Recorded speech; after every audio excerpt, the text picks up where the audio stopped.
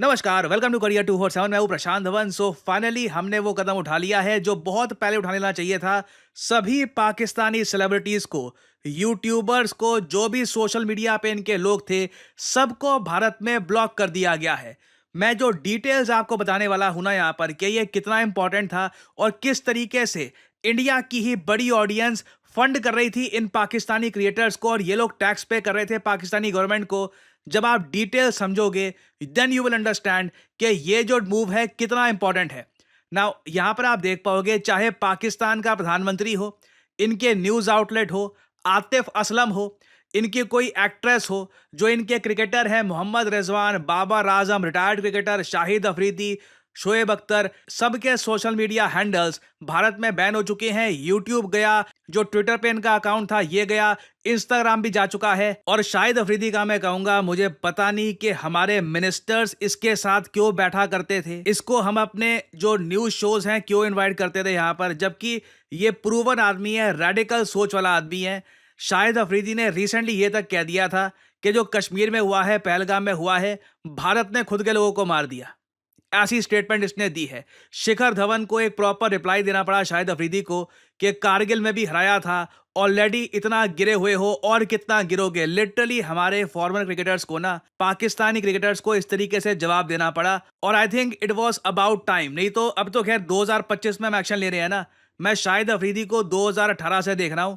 इसने खुलकर बोला था कि इसके ट्राइब ने कश्मीर वैली को इन्वेड किया था 1947 में। कई बार यह भी क्लेम कर चुका है कि अनंतनाग में मारा गया आतंकवादी इसका कजन था। और बाकी चीजों पे भी इसकी ओपिनियन आप अगर देखो, विमेन क्रिकेट के बिल्कुल अगेंस्ट है। ये बिल्कुल तालिबान टाइप की मेंटेलिटी है कि औरतों को क्रिकेट बिल्कुल मत खेलने दो। एक इसकी बहुत पुरानी वीडियो है जहां पर ये बताता है कि इसने अपने घर में टीवी तोड़ दिया था जब इसने देखा कि जो इसकी बेटियां हैं ये कोई एक इंडियन सीरियल देखकर आरती की प्रैक्टिस कर रही थी टीवी के सामने, तो इसको इतना गुस्सा आया, इसने टीवी तोड़ दिया। तो ये इंडियन ड्रामों में क्या होता है, थाली लेके यूं यूं कर, ये यूं यूं करके क्या कहते हैं उसको, पता नहीं, आरती। हाँ। पता नहीं क्या, वो यूं यूं कर रही टीवी के सामने खड़े हो गए। तो मैंने यूं करके देखा, तो मैं पता नहीं क्या हुआ कि मैंने यूं करके दीवार के अंदर ही टीवी कर दिया। तो वो अब ऐसी मेंटेलिटी वाले आदमी की जो एनजीओ है ना, उसको पैसा भारत की तरफ से जा रहा था लंबे समय तक। कई हमारे फेमस क्रिकेटर्स जैसे कि युवराज सिंह, हरभजन सिंह, इन्होंने अपील करी थी कि शायद अफरीदी की जो फाउंडेशन है इसको डोनेशन दो। हालांकि बाद में दोनों क्रिकेटर्स ने रिग्रेट किया कि हमें ऐसा नहीं करना चाहिए था, आज के बाद ऐसा कभी नहीं करेंगे, क्योंकि तब तक शायद अफरीदी असल में क्या था लोगों के सामने आ चुका था। सिमिलरली आप अगर देखो शोएब अख्तर का जो यूट्यूब चैनल था, अभी भी है, वहां पर मिलियंस ऑफ सब्सक्राइबर्स हैं और उधर आप देखोगे आराम से 70 to 80% के आसपास इंडियन सब्सक्राइबर्स होंगे। और जो शोएब अख्तर के 3 मिलियन सब्सक्राइबर्स का यूट्यूब चैनल था ना, उसका हाल अब ये हो चुका है। सिमिलरली बहुत सारे पाकिस्तानी यूट्यूब चैनल्स का हाल आपको ऐसा दिखेगा। सर्च करोगे यूट्यूब पर, चैनल मिलेगा नहीं आपको, कोई वीडियो नहीं मिलेगा। इंडियन इंटरनेट स्पेस से इनको गायब कर दिया गया है। अब आप एक बार को सोच कर देखना, आप एक बार को कह सकते हैं मगर ये क्यों किया गया, इससे क्या फर्क पड़ता है। एक साइजेबल इंडियन पॉपुलेशन अख्तर की वीडियो देखती है, अख्तर उससे मिलियन 2 मिलियन व्यूज कमाता है, ऑब्वियसली यूट्यूब उसको पैसा देगा उसके हिसाब से। नाउ अख्तर मान लो कि एक वीडियो के 2-3 लाख रुपए अगर कमा लेता है, फॉर एग्जांपल पाकिस्तानी रुपीस की मैं बात कर रहा हूं, उसने वो पैसा कमाया। अब उस पैसे का एक साइजेबल परसेंटेज, आराम से 30-25% वो पाकिस्तान की सरकार को पे करेगा टैक्स के रूप में। तो लिटरली इंडियन ऑडियंस ना इनडायरेक्ट तरीके से पाकिस्तानी गवर्नमेंट, एक ऐसी हॉस्टाइल गवर्नमेंट जो एक रोग स्टेट है, जो आतंकवाद को संरक्षण देती है, उसको प्रोटेक्ट करती है, जहां पर खुल के बोला जाता है कि इंडिया को इन्वेड करेंगे, इंडिया को अटैक करेंगे। लिटरली हम उनका टैक्स पेयर मनी बढ़ा रहे थे। और मैं आपको एक बहुत ज्यादा इंटरेस्टिंग पॉइंट ये बताता हूं। यहां पर वर्ल्ड बैंक की एक बहुत अच्छी वेबसाइट है जहां पर ये लोग बताते हैं कि एक देश में कितनी प्रतिशत आबादी आज के समय इंटरनेट यूज कर रही है। इधर आप देख पाओगे, यहाँ पर सारा डेटा आपको दिख जाएगा।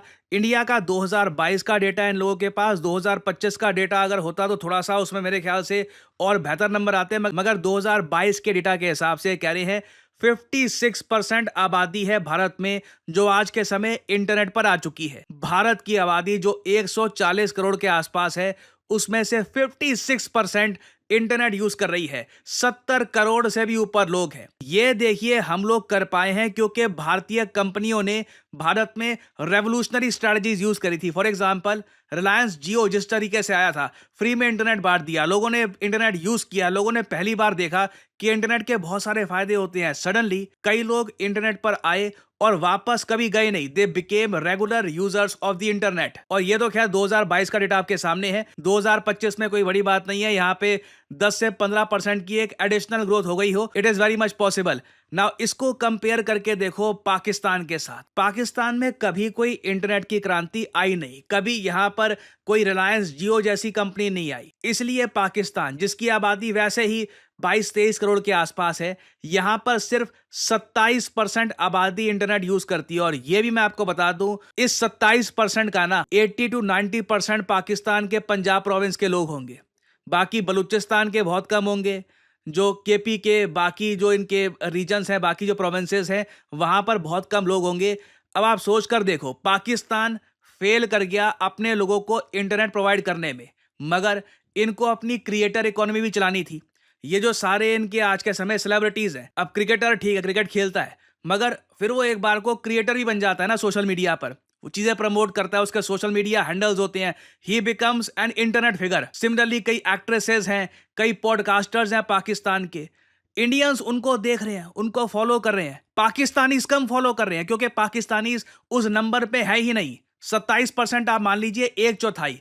तो हम यहाँ पे कह रहे हैं 24 करोड़ का एक चौथाई, जो 10 करोड़ भी नहीं है ना, 10 करोड़ पाकिस्तानी भी आज के समय इंटरनेट पर नहीं है। कंपैरिजन के 70 से लेकर 80 करोड़ भारतीय इंटरनेट पर हैं। इंडियंस लिटरली करोड़ों कमवा कर दे रहे थे पाकिस्तानियों को। और सबसे सैड बात ये थी, इनमें कई पाकिस्तानी शाहिद अफरीदी जैसे थे, शोएब अख्तर जैसे थे। शोएब अख्तर जैसा आदमी जो काफी बार गजवाए हिंद की बातें कर चुका है, काफी रेडिकल विचारधारा शेयर कर चुका है। हम लोग ऑलमोस्ट ये बातें ना इग्नोर कर देते थे कि ये तो उसने बोला ही नहीं है।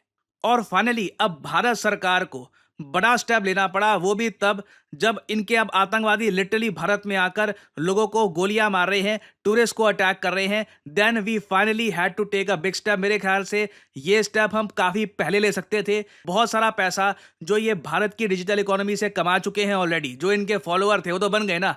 अख्तर ने जो 4 मिलियन के आसपास जो सब्सक्राइबर गेन करने थे, वो करके बैठा हुआ है वहां पर। अब हालांकि उसको व्यूज नहीं मिलेंगे उतने, क्योंकि व्यूज आप देखोगे अख्तर के बहुत कम आया करेंगे, ना के बराबर। क्योंकि पहली बात तो पाकिस्तान में इंटरनेट पेनिट्रेशन बहुत कम है, उसके अलावा इंटरनेट यहां पर महंगा भी है, लोगों की कमाई भी कम है, तो लोग इंटरनेट पर आते भी कम है।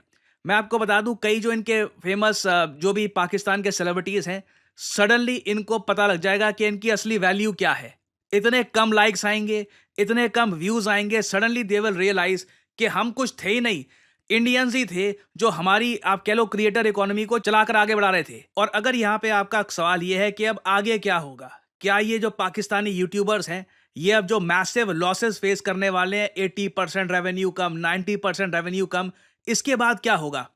देखिए, इसके बाद ये पाकिस्तान से भागेंगे। अब क्या होगा आप नोट करना, बहुत सारे जो भी इनके एक्टर हैं, जो भी इनके क्रिकेटर है, जैसे मोहम्मद आमिर तो ऑलरेडी कर रहा है, उसको आईपीएल में खेलना है, तो उसने यूके में नागरिकता के लिए अप्लाई कर लिया है, तो वो आईपीएल में खेल पाएगा as a UK citizen. Now government of India उसको अलाउ करती है या नहीं करती है वो अलग बात है, मगर ये रास्ता पाकिस्तानी अब चूज करने वाले हैं। चाइना इनकी मदद करने के लिए नहीं आएगा। चाइना जितना भी आयरन ब्रदर हो, चाइना ये हानिया आमिर, शोएब अख्तर का कंटेंट देखने के लिए नहीं आएगा। तो ये जो हमने किया यहाँ पर स्ट्राइक ना, ये मैं कहूंगा पाकिस्तानी गवर्नमेंट के रेवेन्यू पे किया है। और काफी हद तक जो काम हमारे देश की पब्लिक को खुद ही कर लेना चाहिए था, एक पब्लिक बॉयकॉट का, जो लंबे समय से हो नहीं रहा था, फाइनली गवर्नमेंट ने ही इसको करवा दिया है, and it is a great decision. और फाइनली यहाँ पे आप लोगों से मैं क्वेश्चन पूछूंगा। देखिए, वियतनाम का युद्ध खत्म हुए बहुत लंबा समय हो चुका है, और वियतनाम का देश आज के समय सेलिब्रेट कर रहा है कि कैसे वियतनाम वॉर में इन लोगों ने यूएसए को हरा दिया था। तो आपको बताना है कि वियतनाम वॉर को खत्म हुए कितने साल हो गए,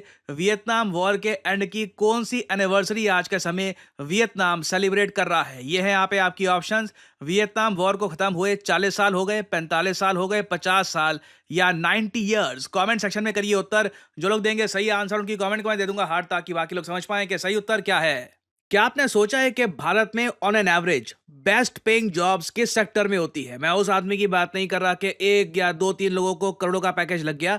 मैं यहाँ पे बात कर रहा हूं ऑन एन एवरेज इंटरेस्टिंगली इस पर आप गूगल करेंगे तो आपको बहुत सारे ऐसे आर्टिकल्स दिख जाएंगे जहां पर साफ साफ लिखा होगा जो बेस्ट पेइंग जॉब्स भारत में होती हैं ये सरप्राइजिंगली आज के समय आ रही हैं बैंकिंग एंड फाइनेंशियल सेक्टर में, जिसको हम BFSI कहते हैं। और अगर आप एक फ्रेश ग्रेजुएट हैं, फाइनल ईयर स्टूडेंट है, वर्किंग प्रोफेशनल है, तो आपके सामने एक बहुत अच्छी अपॉर्चुनिटी है। आप अपना करियर बिल्ड कर सकते हैं as a retail banking manager, wealth manager, financial adviser, relationship manager या फिर इवन एन इन्वेस्टमेंट एनालिस्ट। और इस फील्ड में अपना करियर किक स्टार्ट करने के लिए करियर 247 आपके लिए लेके आया है retail banking and wealth management course, जहां पे आपको banking foundation, retail banking products क्या होते हैं, फाइनेंशियल एडवाइजरी के बारे में प्रॉपर जानकारी दी जाएगी और साथ ही साथ खुद को प्लेसमेंट रेडी कैसे करना है उसमें भी आपको गाइडेंस दी जाएगी। और इस कोर्स की सबसे खास बात यह है कि इस कोर्स में आपकी परफॉर्मेंस अच्छी रहती है, आप अटेंडेंस प्रॉपरली अपनी यहाँ पर देते हैं, तो कोर्स के एंड में हम लोग अपनी तरफ से पूरी कोशिश करेंगे कि आपको एटलीस्ट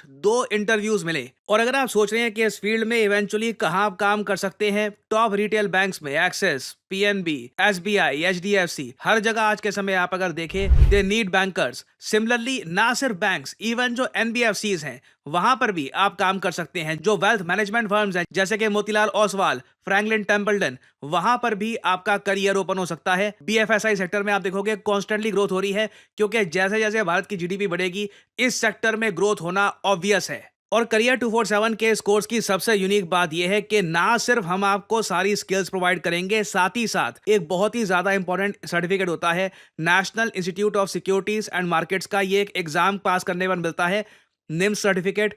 इस एग्जाम को कैसे पास करना है, ये सर्टिफिकेट कैसे आप एक्वायर कर सकते हैं, इसके लिए भी आपको प्रिपेयर किया जाएगा, ताकि जैसे ही आपका कोर्स खत्म होता है आप निम्स का एग्जाम दे, ऑफलाइन एग्जाम होता है ये, और उसके बाद you can get this certificate from the national institute of securities market. और उसके बाद वेल्थ मैनेजमेंट में जो म्यूचुअल फंड्स का एक बहुत ही बड़ा सेगमेंट है, वहां पर भी अपना करियर आप किक स्टार्ट कर सकते हैं। सो आपको करना क्या है, यहाँ पर करियर 247 की जो ये वीडियो आप देख रहे हैं, यहाँ पर नीचे कमेंट सेक्शन में जाइए। यहाँ पे आपको ये कमेंट सेक्शन में लिंक मिल जाएगा, start your banking and finance career. इस लिंक पर करिए क्लिक और यहाँ पे आपके सामने ये पेज ओपन हो जाएगा। इधर अपना नाम डालिए, ईमेल आईडी डालिए, अपना मोबाइल फोन नंबर डालिए और नीचे जहां पर डिस्काउंट कोड लिखा हुआ है यहां पर एंटर करिए PD10, ताकि आपको डिस्काउंटेड प्राइस में ये कोर्स खरीदने का मौका मिले। बहुत ज्यादा एक अफोर्डेबल प्राइस में हमने ये कोर्स लॉन्च किया है। जो फी है इसकी ये 30,000 आपको दिख जाएगी, but after applying the code PD10 आपको एक एडिशनल डिस्काउंट भी यहाँ पर मिलेगा। So make sure to apply the code, नहीं तो बाद में आपको डिस्काउंट मिलने में प्रॉब्लम हो जाएगी। और फिर करियर 247 की टीम की तरफ से आपको कॉल आएगी। आप जो आपके एक्स्ट्रा सवाल हैं क्लासेस को लेकर, टाइमिंग्स को लेकर, सिलेबस को लेकर, ये सवाल आप पूछ सकते हैं। और अगर आपको लगता है कि this is the field for you, यहाँ पे आपका करियर बनना है, you can start your career in the retail banking and wealth management sector. So इसी नोट के साथ यह है वीडियो का अंत। Thank you for listening and as I always say, may the gods watch over you.